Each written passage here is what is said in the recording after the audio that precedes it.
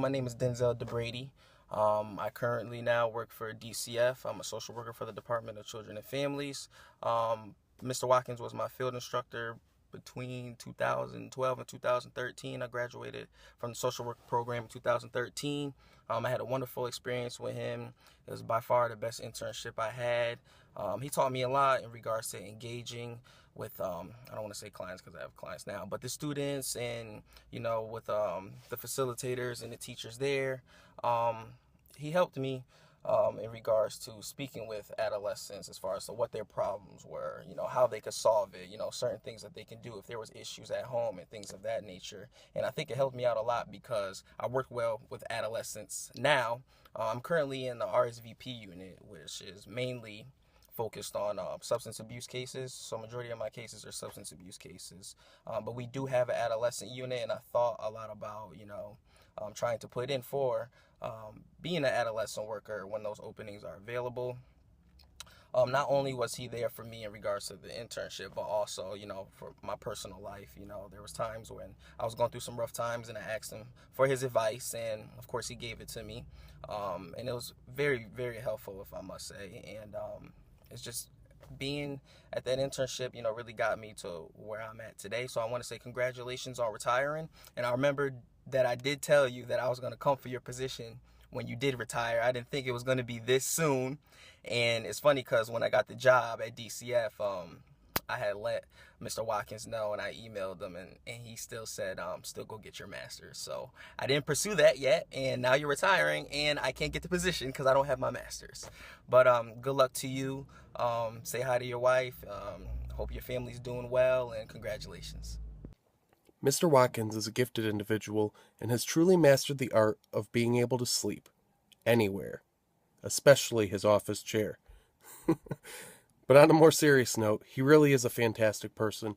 He taught me everything I know about crisis intervention. He's a wonderful leader, highly involved in the Danbury community, and respected by so many. Mr. Watkins is a man who can handle anything that the world throws at him. I remember when the vice principal, Mr. Clark, came into his office one day to tell us that a Teletubby would be there soon.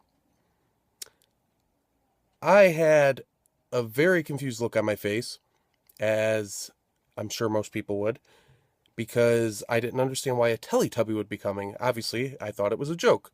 But, lo and behold, a moment later, a Teletubby came walking into the office. A student in a Teletubby costume had gotten into a fight with another student. Now, it was costume day. That explains the costume.